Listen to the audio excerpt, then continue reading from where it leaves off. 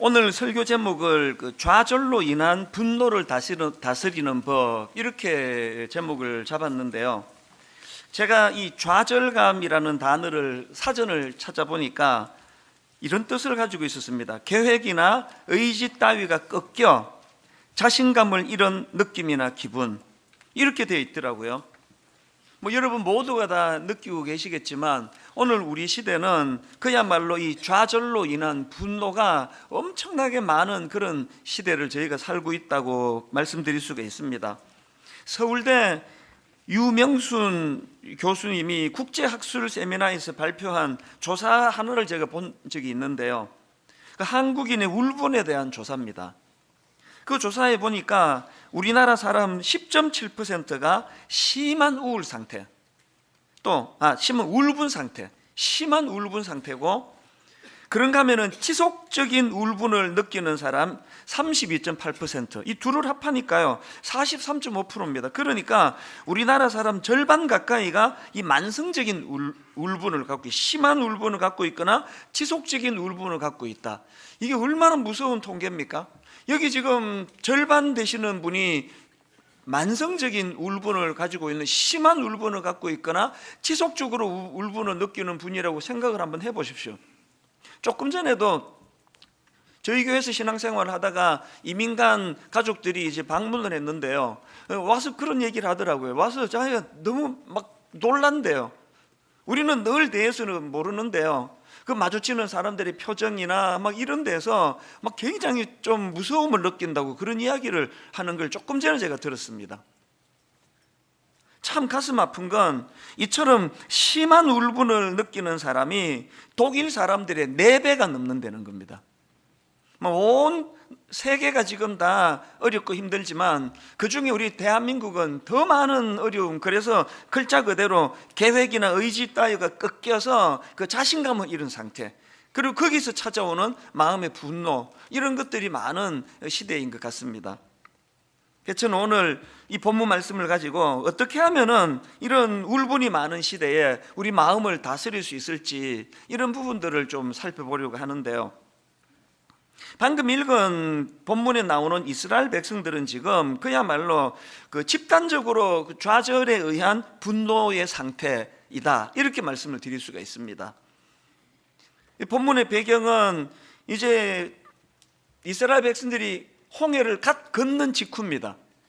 그래서 이제 오늘 본문 바로 앞에 보면은 막 홍해를 건넌 그 가슴이 벅찬 상태를 막 계속 격하게 찬양하는 내용이 쭉 열거가 됩니다.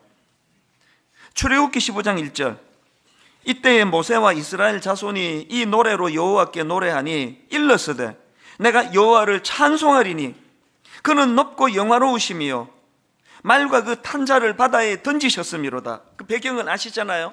이스라엘 백성들이 오랜 그 애굽의 종살이로 신음하던 그것으로부터 해방되는 기쁨도 컸지만 맨 마지막까지 이제 앞에 홍해가 가로막혀 있는데 뒤에 적들이, 애국 군대가 죽이려고 달려들 때, 이제 우리 인생 끝났다 할 때 하나님이 홍해를 열어 기적적으로 자기들을 건주신 그 감격이 너무 큰 겁니다. 그래서 이제 15장 1절부터 오늘 본문 바로 앞에까지 막 그 찬양의 기쁨이 막 춤을 추면서 그렇게 찬양하는 내용이 계속 나오는데요, 2절에도 보니까 여호와는 나의 힘이요 노래시며 나의 구원이시로다. 그는 나의 하나님이시니 내가 그를 찬송할 것이요 내 아버지의 하나님이시니 내가 그를 높이리로다. 막 그 감격으로 하는 찬양입니다. 그런가 하면은 11절에 보니까 막 하나님을 막 무한대로 높여드리는데요, 여호와여 신중에 주와 같은 자가 누구니까? 주와 같이 거룩함으로 영광스러우시며 찬송할 만한 위엄이 있으며 기이한 일을 행하는 자가 누구니까? 이 놀라운 기적을 베풀 신이 하나님 말고 또 어디에 있습니까? 막 이렇게 하나님을 극찬하면서 찬양하는 게 오늘 읽은 본문 바로 앞에까지 내용입니다. 그랬던 그들인데요, 이렇게 너무나 해방의 기쁨을 맛보고 그야말로 기이한 일을 행하는 자가 누구십니까? 이 말, 이 찬양 속에는 앞으로 일어날 그 기대감도 포함되어 있는 거 아닙니까? 그랬던 그들에게 너무나 당황스러운 일이 펼쳐진 겁니다. 우선 그렇게 기적의 홍해를 딱 건넜는데 그들을 기다리고 있는 건 젖과 꿀이 흐른다는 약속의 땅 가나안이 아니에요. 물 한 방울 나오지 않는 너무나 척박하고 열악한 광야가 기다리고 있는 겁니다. 바로 이런 상황이 본문 출애굽기 15장 22절에 나와 있는데요, 모세가 홍해에서 이스라엘을 인도하며 그들이 나와서 수르 광야로 들어가서 거기서 사흘 길을 걸었으나 물을 얻지 못하고, 이 장면이 너무 와닿지 않습니까? 사흘 길을 달려가는데 물 한 방울이 나오지 않는 그 극심한 고통. 사람이요, 이 갈증이라는 거는 이거 가장 기본적인 거 아닙니까? 그렇게 목이 타들어가는데 이 마라라는 곳에 도달해서 그들이 너무나 목말라 찼던 오아시스를 발견한 겁니다. 그 기쁨은 이런 말로도 알 수가 없었을 겁니다. 성질 급한 사람은 막 그냥 달려가서 막 벌컥벌컥 들이켰을 거예요. 그런데 불행하게도 그 물은 쓴 물로 표현되는, 인간이 마실 수 없는 물이에요. 이 상상해 보면은 막 그 토하고 막 그런 일이 막 일어났을 것 같아요. 그러니까 그 낙심이 찾아오는 거죠, 마음에. 23절이 그 내용입니다. 마라에 이르렀더니 그곳 물이 써서 마시지 못하겠으므로 그 이름을 마라라 하였더라. 제가 앞에서 이 좌절감이라는 단어 뜻이 계획이나 의지 따위가 꺾여 자신감을 잃은 느낌이나 기분이다, 이렇게 설명해 드린 그대로 아닙니까? 그냥 홍해를 건널 때의 그 충만한 기쁨, 그냥 여호와 하나님은 기이한 일을 행하는 신이시라고 그렇게 찬양하면서 자기 인생이 이제 탄탄대로일 줄 알았는데 첫 관문에서부터 좌절이 찾아오는 겁니다. 그러니까 마음이 무너지고 그 무너지는 마음이 울분과 분노로 연결이 되는 거 아닙니까? 24절에 백성이 모세에게 원망하여 이르되 우리가 무엇을 마실까 하며, 오늘 설교 제목 그대로입니다. 좌절로 인한 분노의 상태. 그러니까 저는 이 본문 말씀을 묵상하다가 요한복음 2장에 나오는 예수님이 물을 포도주로 바꾸어 준 그 가나 혼인잔치 기적의 사건이 딱 떠올려졌는데요, 예전에는 저는 이 가나 혼인잔치 기적의 사건을 생각하면은 이제 물을 포도주로 바꾸어서 그거를 마시면서 기뻐하는 그 기쁨의 모습이 이미지화가 컸는데요, 제가 자꾸 나이가 들어가고 또 목회를 하다가 보니까 이제는 좀 공감 능력이 좀 생겨서 그런 건지 무게중심이 앞쪽으로 자꾸 쏠리는 걸 느낍니다. 앞쪽에 어떤 내용이 있습니까? 요한복음 2장 1절부터 한번 보십시오. 사흘째 되던 날 갈릴리 가나에 혼례가 있어 예수의 어머니도 거기 계시고 예수와 그 제자들도 혼례의 청함을 받았더니 포도주가 떨어진지라. 예수의 어머니가 예수에게 이르되 저들에게 포도주가 없다 하니, 저는 이 가나 혼인잔치를 생각하면 기적의 포도주를 마시며 즐기는 그것보다 이 한마디가 마음에 먼저 와닿습니다. 포도주가 떨어진지라. 저들에게 포도주가 없다 하니. 여러분, 결혼할 때 정말 이 사람만이 날 행복하게 해줄 유일한 사람이라는 확신을 가지고 그렇게 기쁨을 가지고 결혼을 했는데 가정에서 이렇게 아픈 일이 일어날 줄 누가 알았겠냐고요. 배우자에게서 이렇게 큰 상처를 받게 될 줄 누가 알았겠냐고요. 그 꿈 많던 학창시절에 40대의 내게 암이 찾아올 줄 누가 알았냐, 누가. 포도주가 떨어진지라. 이렇게 중간에 실직당할 줄 누가 알았겠냐고요. 아이를 임신하고 너무너무 기쁜 눈물로 이 아이만큼은 내가 최고로 키울 거라고 그렇게 자신 있게 태교를 꿈꾸고 있을 때 이 아이 때문에 이렇게 어려움을 겪고 고통을 당할 줄 아무도 몰랐을 거예요. 이게 인생입니다. 그래서 저는 갈수록 포도주가 떨어진지라. 요즘에 저는요, 우리 청년도 살려야 되지만, 우리 브라보 시니어 행복한 모임, 60대 이상 어른들이 정말 뼈 빠지게 가족을 위하여 또 교회를 위하여 헌신한 분들이 어떻게 하면 그들의 노년이 쓸쓸해지지 않을 수 있을까? 요즘 그런 생각을 참 많이 합니다. 인생의 중간에 너무 허무하고 우울하고 내 인생은 포도주가 떨어진 인생이다, 이렇게 낙심하는 분들이 내 주변에 참 많은 것 같아요. 목사님들 중에도 그런 분들이 많아서 마음이 아픈 거 아닙니까? 오늘 본문의 상황이 딱 이런 상황입니다. 근데 여러분, 제가 이 본문 말씀을 묵상하다가 참 흥미로운 한 가지를 발견을 했는데요. 지금 똑같은 상황에 맞닥뜨린 상황인데 그 똑같은 상황에서 어떤 사람은 막 그냥 울분을 토하면서 누구를 원망하고, 어떤 사람은 또 거기에서 전혀 다른 모습을 보이는 걸 제가 발견했는데, 그게 이 극단적인 다른 두 반응이 24절과 25절에 나옵니다. 24절을 보십시오. 백성이 모세에게 원망하여 이르되 우리가 무엇을 마실까 하매, 백성들은 지금 책임 전가를 하네요. 모세 니 때문이다, 네가 책임져라, 그렇게 책임 전가하는 모습이 보이는데, 그 순간에 바로 그 다음 25절에 모세는 뭘 했느냐, 모세가 여호와께 부르짖었더니, 여러분 이 똑같은 상황인데 백성들은 모세를 원망했고 모세는 하나님께 부르짖었습니다. 다른 말로 백성들은 사람을 상대했고 모세는 하나님을 상대했습니다. 이게 굉장히 저게 의미 있게 다가오는 겁니다. 이 패턴이요, 한 장 건너가지고 출애굽기 17장에도 똑같이 나옵니다. 자, 3절을 보십시오.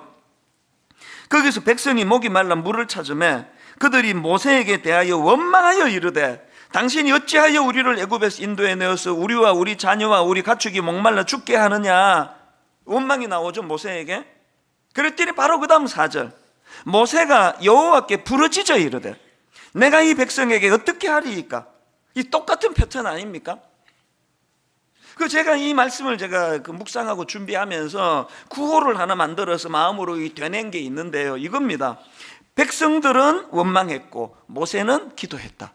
운율을 맞추어 가지고 제가 이거를 적어 놓고는, 또 백성들은 원망했고 모세는 부르짖었다. 너무 의미가 있는 겁니다. 제가 앞에서 똑같은 상황에서 백성은 원망했고 모세는 기도했다 그랬지만 옳은 이야기 아닙니다. 똑같은 상황 아닙니다. 모세의 고통은 훨씬 극심합니다. 모세는 인간 아닙니까? 목마름 없습니까? 하나님에 대한 원망 안 생기겠습니까? 이 멀쩡한 사람 불러내가지고 하나님 뭐 하는 겁니까? 이게 지금 모든 백성과 똑같은 목마름과 하나님에 대한 서운함이 똑같이 묻어났는데 플러스 원이 더 있습니다. 모세는 거기다가 사람들의 너무나 억울한 모함까지 당하는 거 아닙니까? 너무나 억울한 그런 비난까지 받는 거 아닙니까? 여러분 24절에 나오는 이 표현이요, 백성이 모세에게 원망하여 이르되 할 때 이 원망하여라는 이 표현을 제가 여러 자료를 찾다 보니까요, 이 표현 속에 이 온 밤을 경야하다가 뭡니까? 밤새도록 모세를 향해 원망하고 불평했다는 뜻이 담겨 있다는 겁니다. 이런 일 겪어보셨습니까? 온 사방의 사람들이, 가장들이 가끔씩 저에게 눈물 짓는 게 그거예요. 뼈 빠지게 자녀들을 위해 가지고, 이게 지금 모계 사회거든요. 엄마하고는 너무 공감이 되고 엄마는 너무 잘 이해해 주는데 아빠는 우리 위해 해준 게 없다고, 아빠 잘못 만나서 내가 이렇다고, 그 가족들에게 그렇게 비난을 받는 가장들이 한 번씩 한숨을 짓는 이야기들이 종종 듣거든요. 모세가요, 다른 사람들과 같은 고통 아닙니다. 훨씬 극심합니다. 자기도 지금 목말라 죽을 것 같은데, 그 상황에서 백성들은 원망했고 모세는 기도했다. 백성들은 원망했고 모세는 부르짖었다. 여러분, 이런 모세의 태도가 왜 중요한가 하면은 매튜 헨리 주석에 보니까요, 이 부분을 설명을 하는데 참 의미가 있습니다. 들어보세요. 하나님께서는 우리가 스스로에게 최대의 만족을 주리라고 생각했던 그것을 고통으로 변하게 하실 수 있으며, 또 이 광야와 같은 세상에서 종종 그런 일을 우리가 당하게 되는데, 그 다음 들어보세요. 잘 들어보세요. 이것은 우리의 결핍사함과 실망이 우리로 하여금 창조주를 향해 나아가도록 이끌기 위함이다. 왜 그런 마라와 같은 고난을 하나님이 우리에게 주시느냐 하니까, 그런 결핍을 통하여 그런 결핍사함과 실망이 우리로 하여금 창조주를 향해 나아가도록 이끄는 도구가 되게 하기 위함이래요. 모세가 이걸 정확하게 알고 있는 거 아닙니까? 여러분 한 해를 이렇게 되돌아보면서 마음에 아픔이 있고 낙심이 찾아오고 울분이 되고 했을 때 여러분 어느 쪽을 택하고 주로 사셨나요? 누군가를 희생양 하나 정해놓고 네 때문이라고, 너 때문에 내가 이렇다고, 그렇게 그냥 그 심리학에서 투사라 그러지 않습니까? 네 때문에 이렇게 됐다고. 그렇게 책임을 전가하는 쪽입니까? 아니면은 백성들은 원망했고 모세는 하나님께 부르짖었다, 모세와 같은 길을 택하시는 겁니까?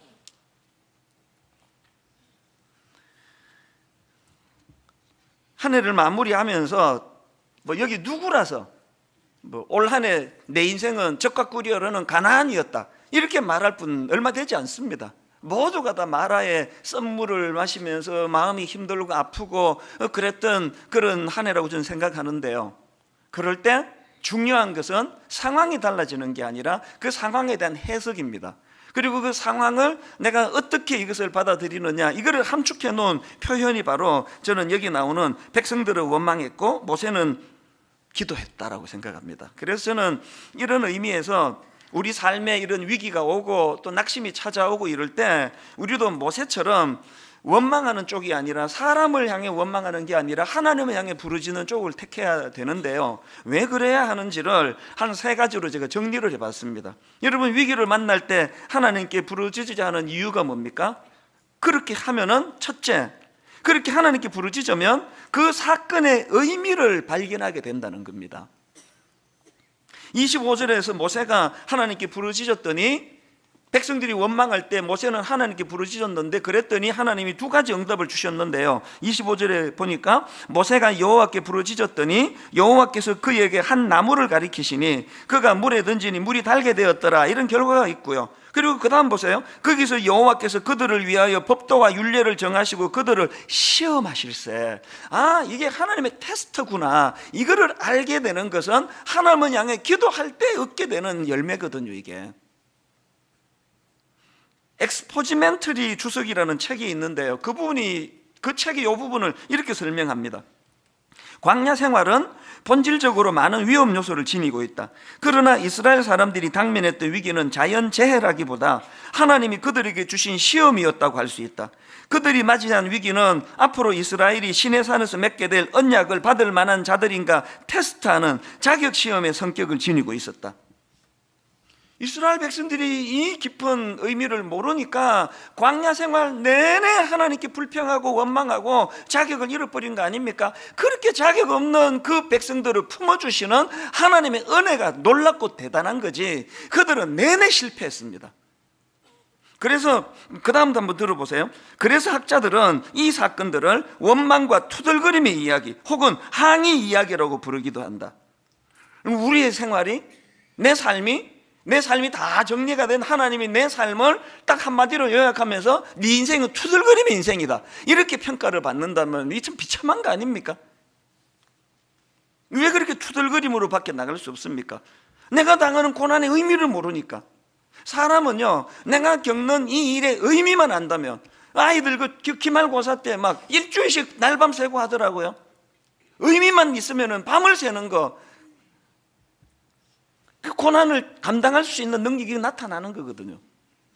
누구 원망해가지고 그 의미를 찾아내는 건 어려운 일이거든요. 사실 저는 이 본문 말씀이 여러분에게 설교되기 전에 먼저 내 영혼을 살리고 있는 말씀이에요. 이게 너무 저에게 의미가 있는 말씀입니다. 요즘 제 마음에 그 어려움이 좀 있거든요. 있는 게 아니라 좀 많습니다.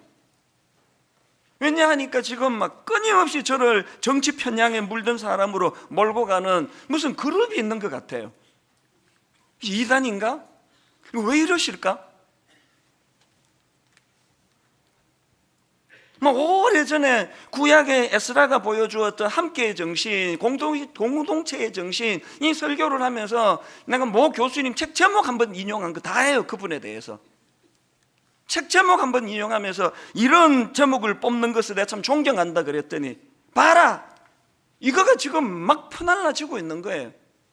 내가 겪다가 억장이 무너진 억장이. 이 왜 마음이 힘든가 하면은요, 이게 말도 안 되는 이야기인데, 진짜 그리스도인이라면 그 한 번이라도 확인만 해주면 되는 거 아닙니까? 그 잘못한 게 있으면 그 표현이 잘못됐다 지적해 주면 되는 거 아닙니까? 완전히 정치 편향에 물든 아주 타락한 사람으로 그렇게 묘사하는데 이게요, 말도 안 되는 것 같은데 계속 퍼나르니까 또 말이 되는 것 같아요. 우리 성도님 중에 이런 정치 목사 밑에서 내가 못 있겠다 그러면서 교회를 떠나는 사람이 물론 극소수지만, 최근에도 그런 한 가정이 있었다는 이야기를 들으면요, 한 영혼이 천하보다 귀하다고 하는 그 정신을 가진 입장에서 내가 억장이 무너지는, 억장이.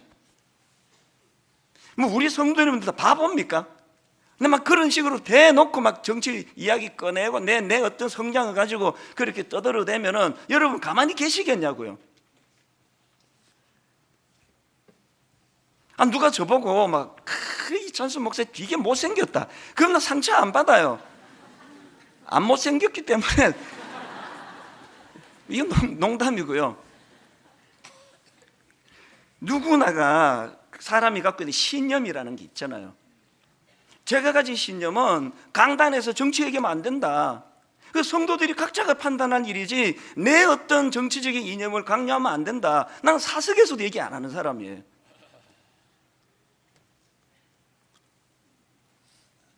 선거철에 제가 누구 오셨다고 이렇게 세워서 박수 쳐본 적 여러분 보신 적 있습니까?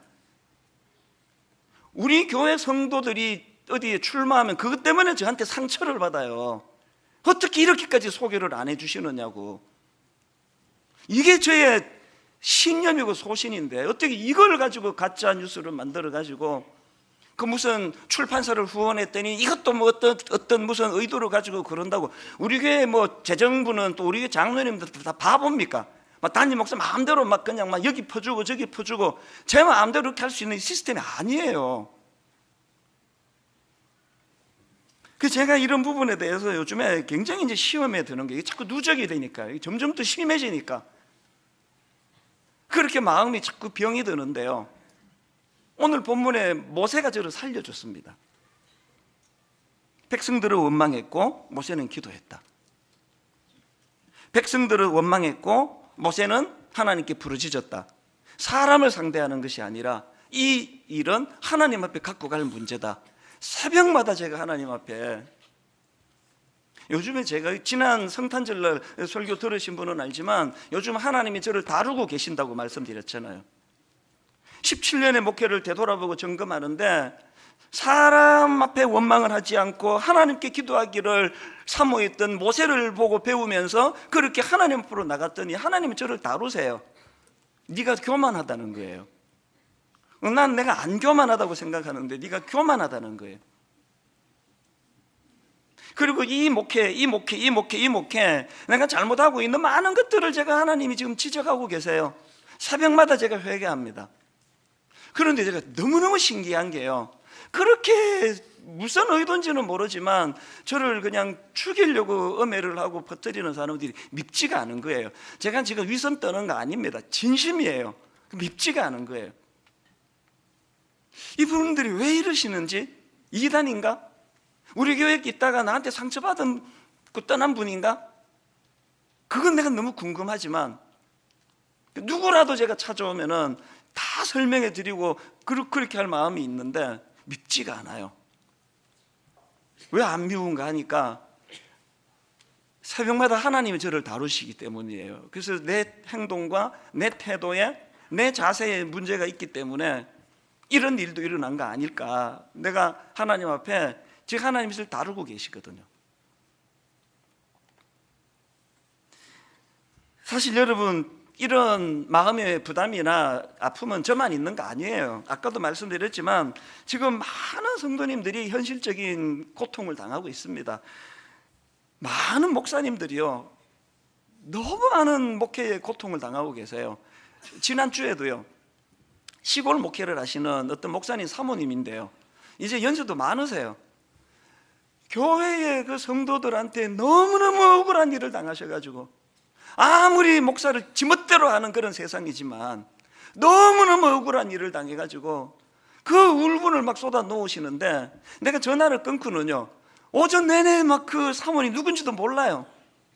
마음이 너무 아픈 거예요. 그러면서 내가 겪는 이걸 내가 힘들다 그러면 난 양심불량이다 그런 생각이 들더라고요. 이게 뭐가 힘든 거냐고. 모두가 다 힘든 시대예요. 저는 또 이제 다음 주는 내가 우리 자매님들도 격려해드리고 싶죠. 오늘 유난히 하나님 우리 남성 가장들, 뭐 저랑 처지가 비슷해서 그런지 몰라도요, 수많은 여러분 그 목회하는 동안에 그동안에 많은 우리 가장 남편이 몰래 다녀가요. 만나갖고는 밀실에서 둘이 마주보고 펑펑 우는 우리 가장분들이 한두 분이 아니었습니다. 아내 앞에서는 못 울어요. 걱정할까 봐. 자식들 앞에서는 절대 못 우는 게 우리 시대의 가장들 아닙니까? 그건 저도 마찬가지예요. 집에 가서 이런 이야기 절대 안 하거든요. 난 우리 집사람이 딴 교회 다녔으면 좋겠어요. 설교를 통해 다 듣거든. 또 저도 제 아내한테 이런 방구도 하지 않습니다. 너무 마음이 힘들 때는 각방을 써요. 혼자 구석진 데 가서 이 모습을 보여주고 싶지 않아서. 많은 얘기 가장들이 그렇게 하고 1년을 버틴 거 아닙니까? 여러분, 이런 억장이 무너지는 마라의 썬물 앞에, 게다가 나도 힘들어 죽겠는데 억울한 비난을 받고 밤새도록 모세를 향하여 비난하는 그런 현실 앞에서 모세는 백성들을 원망했고 모세는 하나님께 부르짖었다. 이게 답이더라고요. 이게 저를 살려주는 답이더라고요. 그래서 또 살아나고 또 살아나고 또 힘을 얻고 또 힘을 얻고, 그저께 우리 시골 목사님 사모님 통화하고 나서 힐링이 많이 됐습니다. 모두가 다 이렇게 힘들게 사는 거구나. 백성들을 원망했고 모세는 기도했다. 그런가 하면은 두 번째로, 여러분 우리가 위기를 만날 때 하나님을 찾아야 하는 이유가 하나 더 있는데요, 그래야 문제 해결에 대한 대안을 얻을 수 있습니다. 밤새 모세 원망해봐야 그 썬물이 단물로 안 바뀝니다. 언제 대안이 마련됐느냐? 25절을 자세히 보십시오. 모세가 여호와께 부르짖었더니 여호와께서 그에게 한 나무를 가리키시니 그가 물에 던지니, 여호와께서 그에게 한 나무를 가르치시니 그가 물에 던지니 물이 달게 되었더라. 밤새도록 2박 3일 누구 원망해 보세요. 그 썬물이 단물 안 바뀝니다. 지금 이제 이거 못 견뎌가지고 일부 교회에서 자꾸 고소하자는 얘기를 해요. 교회가 이게 모함을 당해가지고 성도가 교회를 떠나는 지경인데, 이거 지금 다 찾아놨으니까, 어떤 사람인지 지금 자료 다 찾아놨으니까 자꾸 고발하자는 거예요. 그래서 제가 아침에 그렇게 합시다 했다가 그 다음날 자고 나면 또 마음이 바뀌어요. 조금만 더 참아봅시다. 긍휼이 생기니까요. 고발해가지고 막 우리가 이겼다, 막 그 사람들 뭐 어떻게 조치를 취했다, 그 썬물이 단물 됩니까? 썬물이 단물 되는 건 백성들은 모세를 원망했고 모세는 하나님께 부르짖을 때 문제가 해결이 되는 거거든요. 그런데 여러분 여기서 한 가지 중요한 게요, 25절에서 하나님이 마라의 썬물을 단물로 바꿔주시고는 그 다음 26절을 보십시오. 이르시되 너희가 너희 하나님 나 여호와의 말을 들어 순종하고 내가 보기에 의를 행하며 내 계명에 귀를 기울이며 내 모든 규례를 지키면 내가 애굽 사람에게 내린 모든 질병 중 하나도 너희에게 내리지 아니하리니 나는 너희를 치료하는 여호와임이라. 내가 퍼뜩 든 생각이, 지금 방금 그 썬물을 단물로 바꿔가지고 갈증을 느끼는 그들에게 물을 주셨는데, 그러면 나는 너희들의 목마름을 해결하는 생수 같은 하나님은 이래야 되는 거 아닙니까? 그런데 치료하는 하나님이라는 거예요. 병 고쳐주신 거 아닌데. 여러분, 나는 너희를 치료하는 여호와라는 이 말씀은요, 광야 생활 내내를 관통하는 핵심 포인트예요. 나는 너희를 치료하는 여호와임이라. 왜 이런 표현을 썼을까? 이 질문을 아시려면 이 마라라는 단어의 뜻을 알아야 되는데요, 여러분이 마라라는 단어는 원래 이 미각을 그 썬맛 단맛 할 때 그 썬맛이라는 뜻도 있지만요, 이 마라라는 단어는 인간의 마음의 고통을 나타낼 때도 사용되는 단어입니다. 예를 들어서 잠언 14장 10절, 마음의 고통은 자기가 알고, 이 고통이 원어로 보면 마라예요. 마음의 고통, 이 마라입니다. 그래서 룻기 1장 20절에 보면은 나오미가 그들에게 이르되 나를 나오미라 부르지 말고 나를 마라라 부르라. 이 마라, 이 나오미라 부르지 말고 나를 마라라 부르라. 이 인간의 마음의 고통을 이렇게 표현한 거 아닙니까? 그래서 저는 이 문제 해결에 대한 대안을 주시는 하나님께서 왜 홍해를 건너자마자 이 마라라는 썸물과 그 고난의 3일 동안의 목마름을 가지고 무슨 교훈을 주기 원하셨을까? 제가 막 눈물이 나는 깨달음 하나 얻었는데요, 하나님이 주시고 싶은 메시지는 이거예요. 저 썸물, 갈증을 느끼는 사람에게 한 모금도 쓰이지 않는 쓰레기통에 내던져야 되는, 하수구에 들이부어야 될 썬물, 저 썬물을 모든 사람이 너무나 찾고 찾는 단물로 바꿔주시는 하나님께서 마라, 너희 내면의 썬물, 끊임없이 어릴 때 받은 상처가 치유가 되지 않고 사람에게 받은 상처로 울분이 솟아나오는 너희 내면의 그 마라, 그 마음의 고통을 내가 다 치료해 주시겠다. 나는 너희의 치료하는 하나님이다. 이 메시지를 주시는 거예요. 물 한 잔 얻어먹어서 하나님 아니에요. 그 물 한 잔을 가지고 찰나에 해가를 주시는 분이 하나님이 아니시고 우리 내면의 썬물. 저는요, 이 하나님이 아니었으면요, 글쎄 지금까지 목회를 했을 것 같지 않아요. 못 견뎠을 거예요. 못 견디고 떠났을 거예요. 치료해 주시는 하나님이에요. 여러분 내면에 너무 억울하고 어릴 때부터 받은 상처가 치유가 안 되고 가장 가까운 부모님에게 받은 상처가 여전히 아픔으로 남아있는 우리 이 썬물이 올라온 우리 내면을 주님께서는 치료해 주시는, 나는 너희의 치료의 하나님이라고, 이 하나님을 경험하는 믿음의 성도님들 되시기를 바랍니다. 마지막 세 번째로요, 왜 우리가 모세처럼 위기를 만날 때 하나님을 찾아야 되느냐? 그래야 멀리 보는 눈으로 엘림을 보게 됩니다. 상징적으로 이렇게 표현해 봤는데요, 여러분 오늘 이 사건의 맨 마지막 결론 어떻게 내리는지 아십니까? 27절이에요. 그들이 엘림에 이르니 거기에 물샘 12과 종려나무 70그루가 있는지라. 여러분 이 물샘 12과 종려나무 70그루가 있는지라, 거기서 그들이 그 물 곁에 장막을 치니라. 제가 왜 그래야 멀리 보는 눈으로 엘림을 본다 그랬을까요? 몸은 지금 마라의 썸물로 고통당한다 치자고요. 몸은 지금 목이 타 죽을 것 같다고 치자고요. 그런데 내 영혼은 지금 엘림에 가 있는 거예요. 여기 고비가 곧 끝난다. 나는 결국은 이대로 망하지 않는다. 이게 주는 얼마나 놀라운 능력이, 아침에 제가 생각도 안 하고 있었는데 불쑥 떠오른 일이 뭐냐 하니까요, 20대 초반에 제가 그랬거든요. 여러 번 말씀드렸잖아요. 내 인생의 가장 고난의 때가 20대 초반이에요. 눈 오면 눈 치우고 변기 청소하고 쓰레기통 뒤지고, 그래서 최저임금 3불 35전 받으며 살아가는데 그것도 뭐 들어갔다 쫓겨나고 들어갔다 쫓겨나고 들어갔다 쫓겨나고 무능하기 짝이 없는 저는 밥버릇이었습니다. 그 당시로 너무 초라한 거예요. 내 친구들을 보면은 막 그냥 부자 아버지 만나가지고 막 아르바이트 이런 거 뭐 안 하는 애도 많고, 막 스포츠카 모는 애도 많고, 막 지갑 꺼내는데 보면은 막 20불짜리로 두둑하고, 그런데 내 전 재산이 20불까지 내려간 적도 있습니다. 취직은 안 되고 이제 이거 먹고 죽어야 되나? 그 기억이 지금도 나요. 그런데 여러분 그때는 잊혀지지 않는 게 뭐냐 하면은, 그런 부자 친구를 만나잖아요. 그러면은 마음으로 계속 내가 되낸 게 이거예요. 네 보기에 내 초라하지? 나 이대로 안 끝나? 10년 뒤에 누가 더 잘 되는지 한번 볼래? 말로는 못하고 비웃음 당할까 봐 계속 선포한 거예요. 그때 제일 친했던 친구가 그 성만이라는 친구가 있었는데요, 참 좋은 친구예요. 내가 이 친구 지금도 잊히지 않는데 참 되게 따뜻하게 잘해줬어요. 그냥 식당 가면 돈은 주로 그 친구가 내고 막 그래서 또 더 좋아했는데, 이 친구가 참 고마운 친구인데 만날 때마다 내 마음으로 독백했습니다. 성만아, 지금 네 보기에 내 좀 초라하지? 낡아 빠진 청바지에 다 늘어진 옷을 입고 쓰레기 치우다 왔으니까 냄새도 날 거야. 근데 있잖아, 나 이대로 안 망해. 10년 뒤에 나 어떻게 되는지 나 한번 지켜볼래? 계속 독백했어요, 속으로. 그때가 1983년이거든요. 10년 뒤에 어떤 일이 일어났는지 아십니까? 1993년, 정확하게 말하면 1992년 12월 달부터 옥하는 목사님을 만나고 청소년 사역을 시작했습니다.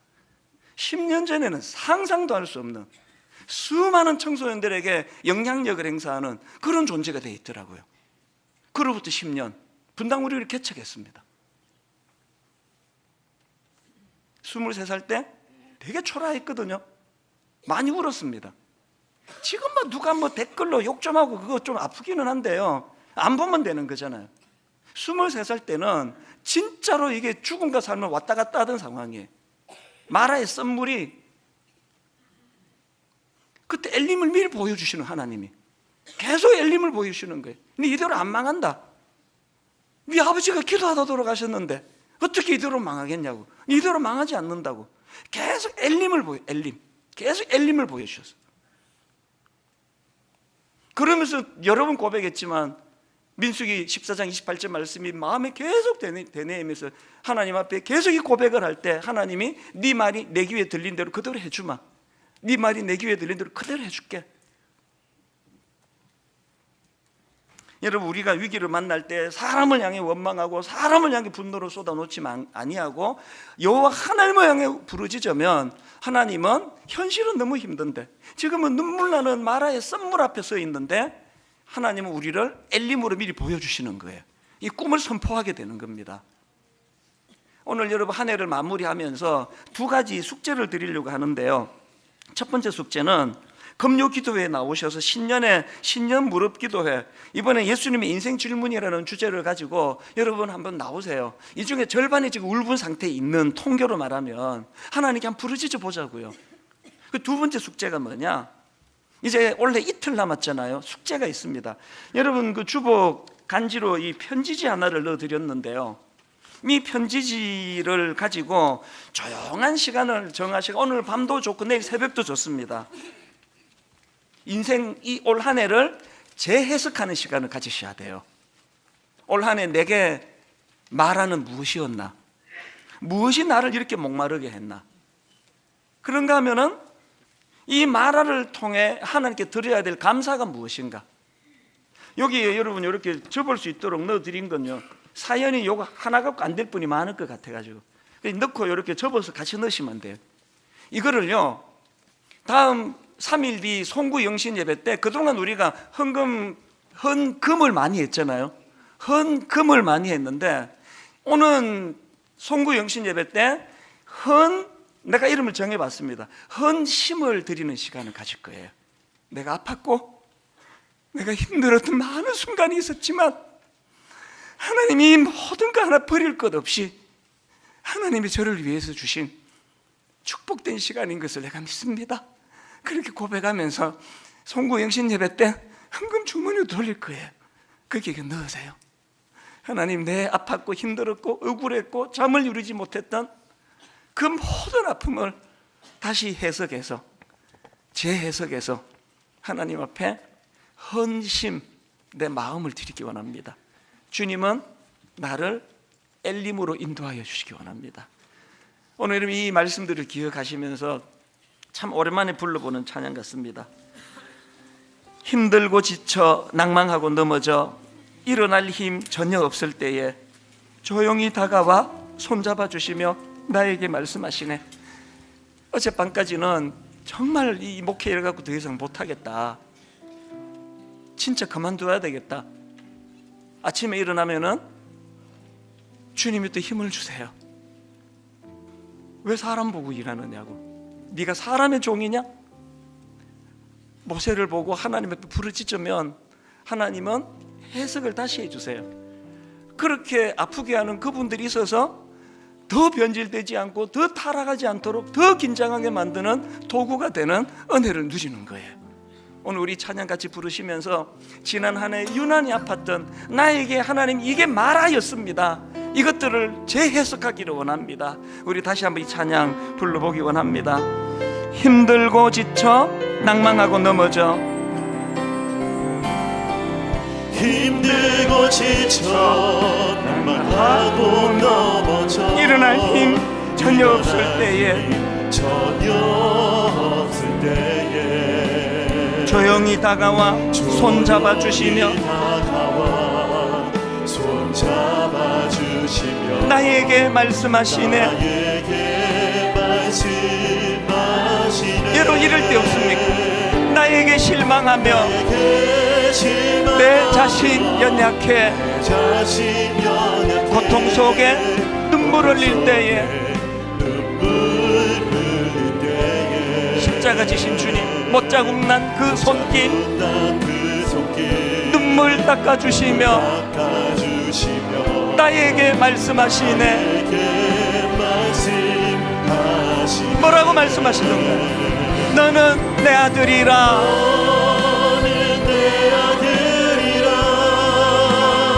오늘날 내가 들을라도다. 너는 내 아들이라. 나의 사랑하는 내 아들이라. 우리 다시 한번 힘을 얻어 선포합니다. 힘들고 지쳐 낭망하고 넘어져 일어날 힘 전혀 없을 때에 여러분 그 순간이 하나님을 경험하셔야 합니다. 조용히 다가와 손잡아 주시며 나에게 말씀하시네. 나에게 실망하며 내 자신 연약해 고통 속에 눈물 흘릴 때에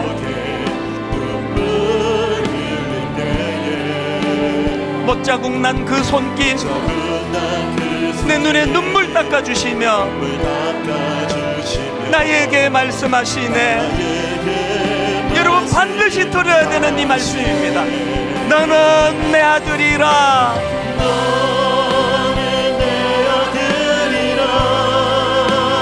오늘날 내가 들을라도다.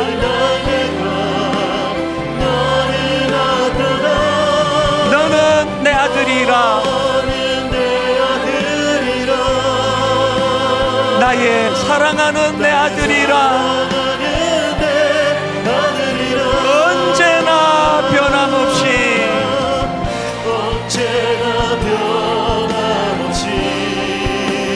너는 내 아들이라. 우리가 어떻게 하나님의 자녀가 되었습니까? 십자가, 나의 십자가 고통, 해산의 그 고통으로 내가 너를 낳았으니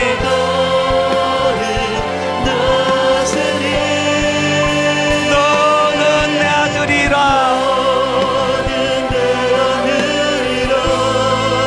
오늘날 내가 너를 낳았도다.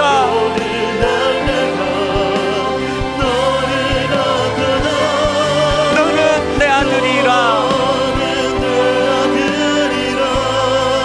나의 사랑하는 내 아들이라.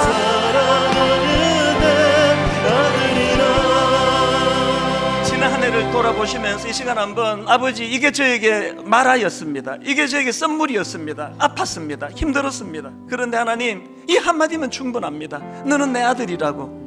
십자가의 해산의 고통을 통하여 내가 너를 낳았다고. 너는 내 딸이라고. 너는 내 자녀라고.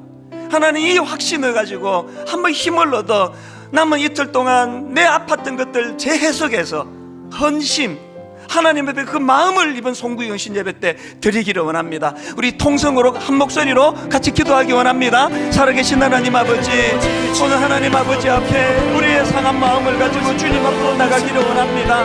울분이 많은 시대입니다. 마음에 울분이 많아 아프게 하고 상하게 하는 시대입니다. 하나님 아버지, 백성들이 그 울분 앞에서 모세를 원망할 때에 모세는 아버지 그들을 상대하지 아니하고 모세는 여호와 하나님을 향해 나아가고 모세는 하나님께 기도하며 모세는 하나님께 부르짖었다는 사실을 오늘 가르쳐주시고 감사합니다. 하나님 아버지, 하나님 앞으로 나아갈 때에 이 고난의 의미를 가르쳐 주시는 줄로 믿습니다. 우리가 하나님 앞으로 나아갈 때에 하나님 아버지 선물을 단물로 바꾸시는 그 은혜를 허락해 주시는 줄로 믿습니다. 우리가 하나님 아버지 앞으로 믿음을 가지고 나아갈 때에 여전히 아직 아버지 터널을 지나지 못했는데 여전히 나는 여호와 하나님 앞에서 하나님 아버지 나라의 선물의 고통을 겪고 있는데 우리의 영혼은 엘림의 기쁨을 당겨서 맛보게 해주시는 줄로 믿습니다.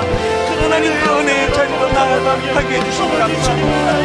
아버지 그 은혜의 자리로 나아가도록 하나님 함께 해주셨사오니 다시 한번 힘을 얻어 아버지 엘림을 향하여 나아가는 믿음이 형제자매를 되게 하여 주시옵소서. 오늘 함께 예배하는 믿음의 형제 자매들, 저들의 기도를 하나님이 들으시는 줄로 믿습니다. 너무 아프고 힘들고 여전히 그 긴 터널을 지나고 있는 우리 성도님들이 너무 많습니다. 가정의 어려움으로 아무리 기도를 해도 풀려지지 않는 육신의 아버지 건강을 다쳐서 낙심하며 주님 앞에 치료해달라고 호소하는 성도들이 얼마나 많은지, 하나님, 이런 문제가 해결되면 저 문제가 찾아오고, 안 그래도 지금 모세 본인도 목이 말라 죽을 것 같은데 끊임없이 원망하고 비난하는 그 백성들의 비난 앞에 마음이 무너져 있을 모세였지만, 백성들은 모세를 원망하고 모세는 하나님께 기도하였고 모세는 하나님께 부러지졌다는 이 한마디가 오늘 하나님 우리 삶의 지침이 되게 하여 주시옵소서. 이틀 남은 올 한 해를 하나님 앞에 다시 해석하기를 원합니다. 하나님 없는 올 한 해는 너무 힘들고 아프고 너무 답답하고 괴로웠지만, 하나님과 함께하는 올 한 해 다시 해석해 보니 그것은 우리를 테스트하시는 더 좋은 것 주시기 위한 하나님의 테스트였고, 여전히 마라의 고난 가운데 있는 우리의 현실이지만 하나님은 엘림을 꿈꾸게 하시는 하나님인 것을 경험하는 그런 남은 이 이틀이 되도록 주님 인도하여 주시옵소서. 꼭 하나님, 너는 내 아들이야, 너는 내 것이야, 십자가로 내가 너를 구속했다고, 이 한마디가 올 한 해 모든 우리의 상한 마음을 회복과 치유로 이끄는 능력인 줄 믿사오니 그렇게 인도하여 주시옵소서. 감사드리옵고 예수님 이름으로 기도드립니다. 아멘. 우리 자리에서 다 일어나셔서 찬송가 301장입니다. 우리 1절 찬양하고 예배를 마무리하겠습니다.